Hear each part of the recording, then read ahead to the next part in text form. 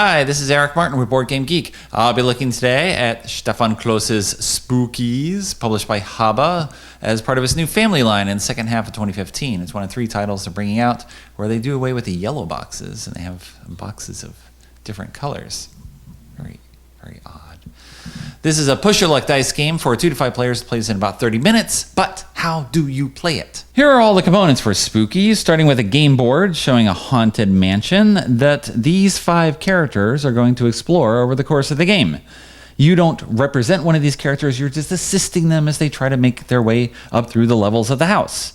And as they do, they're going to score Spookies tokens, which are valued at 1, 2, 3, and 5, with more 1s than 2s, and more 2s than 3s, more 3s than 5s, but they're all face down. And as you collect these tokens, you don't look at them, you just put them in front of you, and you don't reveal them until the end of the game. So, you know who has more tokens, but not necessarily who's ahead in points.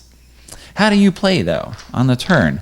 You start by rolling the character die, and it will show one of the 5 characters or a question mark. And with a question mark, you choose who you want, but otherwise you are moving that character depicted on the die.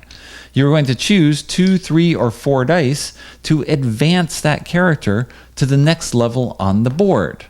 And you have a number here to show the target that you're trying to reach. This is 5 or more, 6 or more, 7 or more, 8, 9, 10, 11 or more for the attic. The number of dice you roll shows you what reward you get for reaching that level. So if I reach the 5 level with 2 dice, I get 1 Spookies token. With 3 or 4 dice, I get nothing. So of course the reward is greater when you use fewer dice, but the chances of you actually getting there are a lot less. Okay, so if I roll this character, 2 dice, I made it, I moved up to this level, 5 or more, I get 1 token. I can end my turn, or I can keep going. Maybe I'll roll 3 dice this turn. I got a 10. When you roll more than 2 dice, you use only the top 2 dice, the highest 2 dice, to determine your total. 10, I advance. With 3 dice, I get 1 token. All right, let's advance. Let's try with 4 dice now. Okay, 11. Super. Only 1 token, but that's okay. Now we'll try 8 with 2.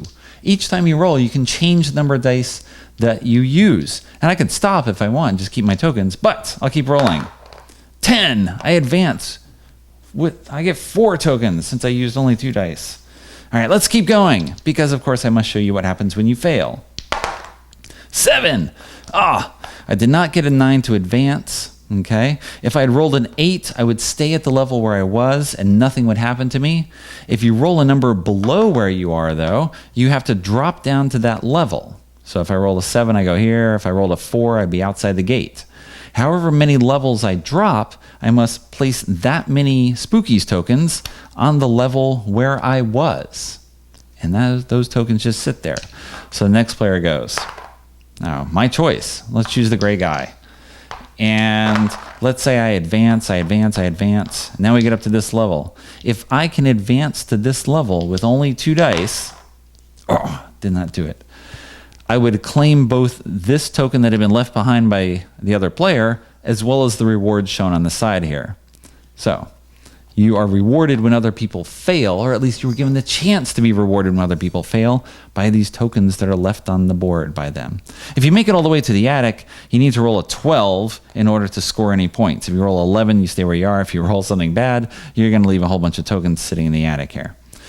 Players keep taking turns until all of these Spookies tokens have been claimed. You then reveal the tokens and see who has the most points and wins. And there's a run through with Spookies, which I played 4 times now on a press copy from Haba, twice with 3 players and twice with 2. And as you can tell from the description, it's very much classic press your luck dice game, where you can play smartly and try to weigh all the odds in every situation, what the reward might be, what will pay off better, right? Or you can just play impulsively, where you just roll dice and don't worry about it. You just do what you want to do, right? Never tell me the odds. I just want to do what I want to do.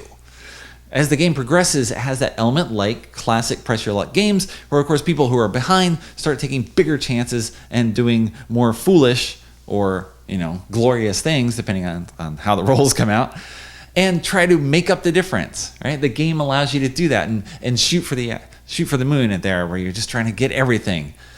clear out all those tokens. Grab the things that have been left behind by other people, or the things that were left behind by you when you failed before. All right, that's what's going to happen. There's a little bit of gaminess as well, where you can work out with the number of tokens left behind. You determine, do I want to shoot for a long shot or just try to slowly work my way up and take a few tokens at a time and nibble away at that pool so you can work towards the end of the game based on whether you're ahead or not, right? There's always these sort of considerations if you want to make them. They're there for you, and you can do that. It's got that merging of the classic of the two, of just sort of play how you want and play smartly, right? That's like the good family game model, trying to merge those two together, where you sort of cover all the grounds of what's possible. My player in some of the games has been my 6-year-old, and even though the recommended age is 8 and up, he's done fine with it. He hasn't necessarily played well, but he knew the rules, and he could do it and work everything out, right? So again, that sort of fits that model of what they're trying to do. So there you go. Spookies.